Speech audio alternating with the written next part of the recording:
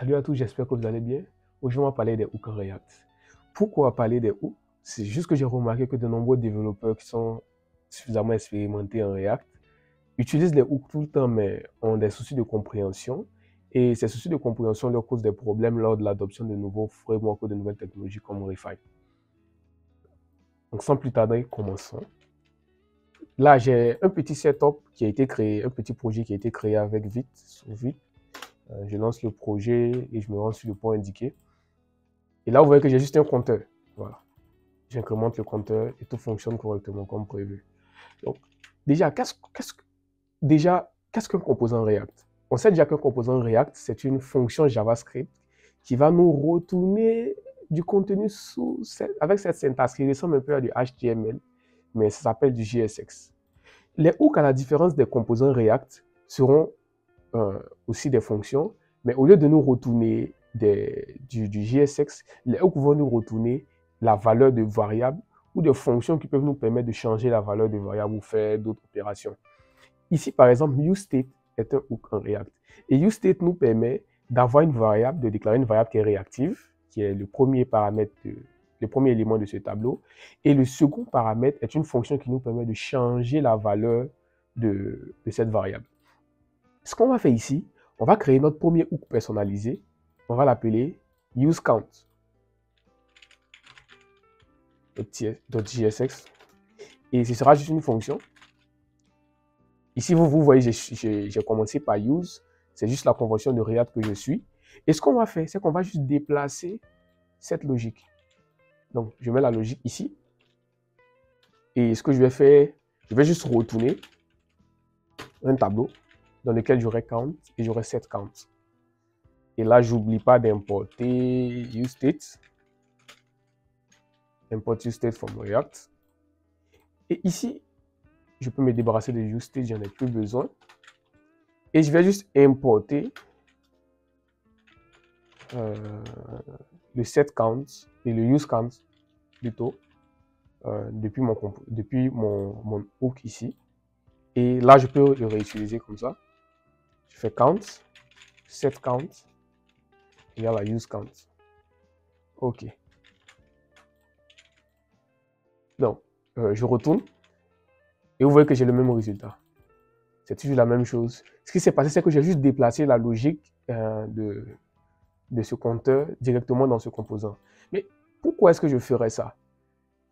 Ici, l'utilisation peut nous permettre de départager en fait, ou bien de séparer la logique, de pouvoir extraire la logique dans d'autres fichiers.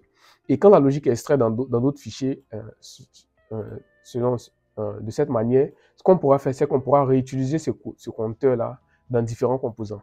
Laissez-moi vous donner un exemple. Ce que je vais faire ici, c'est que je vais créer un composant que je vais appeler counter.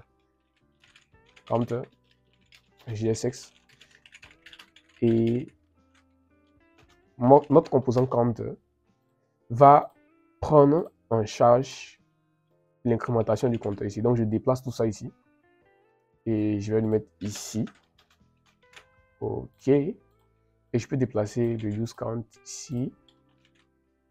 OK. Je n'en ai plus besoin ici.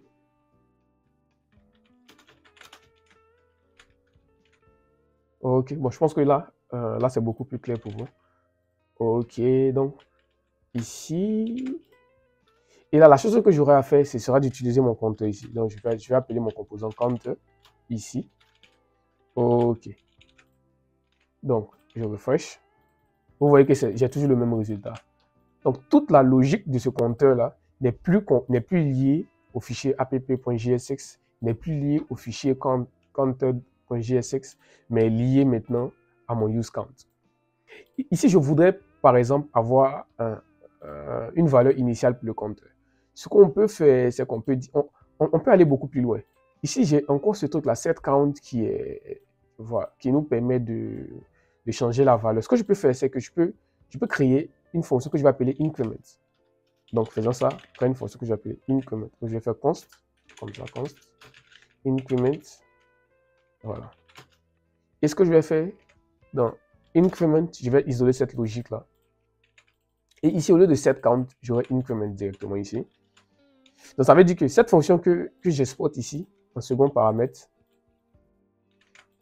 cette fonction qui est ici ne va plus juste changer la valeur du compteur, mais l'incrémenter. Donc là, je peux aller directement ici et faire increment. Et là, j'ai plus besoin de toute cette logique qui était présente dans l'autre composant. Je peux déjà cliquer et c'est incrémenté. Voilà, ça s'incrémente directement. Je pourrais aussi vouloir avoir une valeur par défaut pour mon compteur. Donc là, ce que je vais faire, c'est que je vais avoir initial count ici. Initial count qui va être égal à 0 point début. OK. Ça fonctionne toujours. Donc ici, dans ce composant, je peux dire que je veux que initial count soit égal à 10. Regardez, et ça, je commence à 10. Une chose qui est aussi intéressante ici, c'est que je peux dupliquer par exemple le counter et avoir deux counters qui font ce même boulot. Ouais. Deux counters indépendants qui ont cette même logique-là, sans que j'ai eu besoin de réécrire en fait la logique pour l'incrémentation du compteur. Donc ça, c'est juste en résumé ce que vous pouvez faire avec vous pouvez faire davantage de choses. Vous pouvez même utiliser use effect ici et vous pouvez juste exécuter de la logique, par exemple, voilà, en ayant votre dependency array là. Vous faites vraiment beaucoup de choses. À chaque fois que, par exemple, le compteur change, je peux afficher la valeur de la console. Donc, ici, je fais ça. Regardez, je change. Vous voyez, use count effect, j'ai la valeur ici. Donc, il y a énormément de choses que vous pouvez faire avec les hooks personnalisés en React. La limite, c'est vraiment ce que vous voulez. Je peux même aller beaucoup plus loin et dire que ici, je veux par exemple initial count ici, pour chaque composant, et je vais passer initial count ici. Et je vais mettre égal à 0. Oh non, je laisse comme ça, initial count.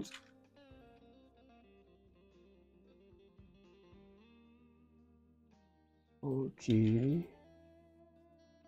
Je fais initial count égal à 3. Et puis ici, je fais initial count